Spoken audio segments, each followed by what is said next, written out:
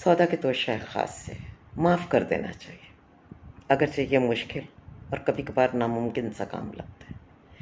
बहुत कोशिश, बहुत दुआ, बहुत पुख्तगी की ज़रूरत है माफ़ कर देने के लिए, ख़ास तौर पर उन लोगों को माफ़ कर देने के लिए जिन्होंने आपकी ज़िंदगी जी ली,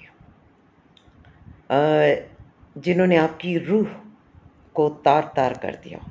लेकिन माफ़ कर देना क्यों अच्छा है?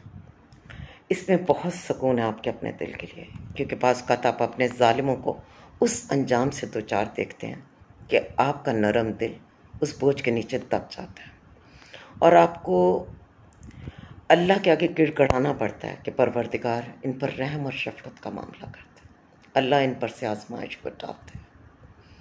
हमें माफ़ कर देना चाहिए क्योंकि इसमें हमें सुकून मिलता है। मैंने 8-10 साल पहले अपने लिए एक दुआ मांगनी शुरू कर दी थी। एक्चुअली अल्लाह मियाँ के साथ एक अच्छी सी कारोबारी डील की थी।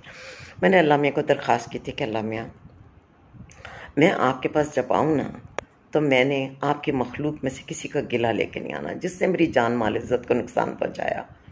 सब का बस मामला यहीं पे ख़त्म करके आऊँगी। बस आप रोज़े हशर कुल मखलूक के सामने मुझे रुसवा ना कीजिएगा। आप भी मेरी इज़्ज़त, आप भी मेरा पर्दा रखिएगा, आप सत्तारुल अयूब हैं। सो माफ़ कर देने में मुझे नहीं पता कि ज़ालिम की कितनी खैर है, लेकिन कसम से हमारी अपनी बहुत खैर है। सो ऐसा नहीं होता कि आपको वो जुल्म भूल जाए, ऐसा भी नहीं होता कि आप जो हैं वो कंफर्टेबल हो जाएं इस कदर जुल्म के साथ या उन ज़ालिमों के साथ, लेकिन बस आगे बढ़ जाना चाहिए। ज़िंदगी बहुत मुख्तसर है। वो कहते हैं ना मोहब्बत ना दोस्ती के लिए वक्त रुकता नहीं किसी के लिए, तो मेरा ख्याल है नापसंदीदा लोगों के लिए, नापसंदीदा वक्तों के लिए, यादों के लिए भी नहीं रुकना चाहिए। बस आगे बढ़ जाना चाहिए, अपना सिलसिला क्लियर रखना चाहिए। मुख्तसर सी ज़िंदगी है। अपने रब के पास जाते वक्त हम सुरखरू रहें, क्या है उसके बंदों के पास जो था उन्होंने वही दिया ना।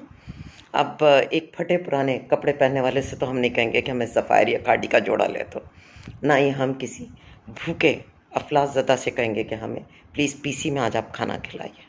तो इसी तरह से जिस इंसान के पास खैर नहीं है, हया नहीं है, खुदा का खौफ नहीं है, उससे आप क्या तवक्को रखेंगे कि वो आपके साथ अच्छा मामला करे? वो नहीं करेगा।